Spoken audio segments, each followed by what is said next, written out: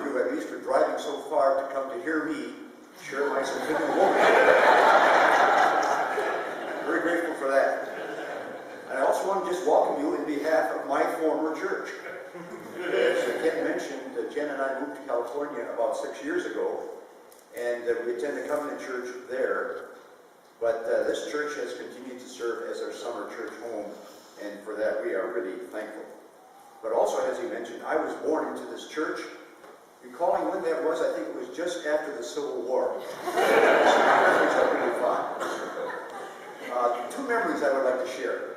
Both of these occurred in my teen years, and when this church was located at Dexter and Davison in the city of Detroit. The first one will sound a little silly to you, but not to me. It involved my baptism. In that church, the baptismal was located behind the choir loft. On one side, the girls changed into the big white robes in this little classroom, and on the other side of the classroom, the boys changed into the large white robes.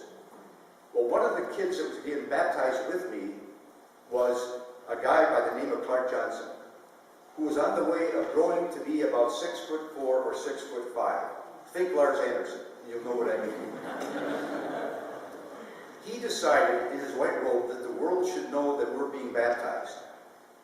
So he stepped outside of the room, outside into the open air, onto the metal fire escape, stood and waved his arms, his long arms, to Davison Avenue and all the traffic, telling the world that we were being baptized. The second memory that I had... He didn't have his coat on. ...is one that reflects the great heart of this church. Over a 3 or 4 year period, during my early teenage years, my mother was suffering from cancer, which led to her dying. And this was a time that changed the life of my father, my brother Bruce, and myself. And over that period of time, she was in and out of Henry Ford Hospital with surgery after surgery. And in the final weeks of her life, or actually I should say the first surgery, my parents had no hospitalization insurance. And my parents just could not afford it. Finances were very critical for our family.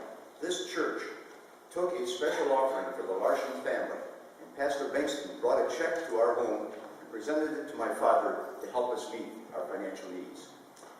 Near the end of her life, in the final weeks in Henry Ford Hospital, she needed 24-hour bedside care. We could not afford that kind of care. And so for those final days and final weeks, the women from this church volunteered at least 1 or 2 8-hour shifts each day at her bedside until she died. I will be forever grateful. And to me, that represents the great heart of this church.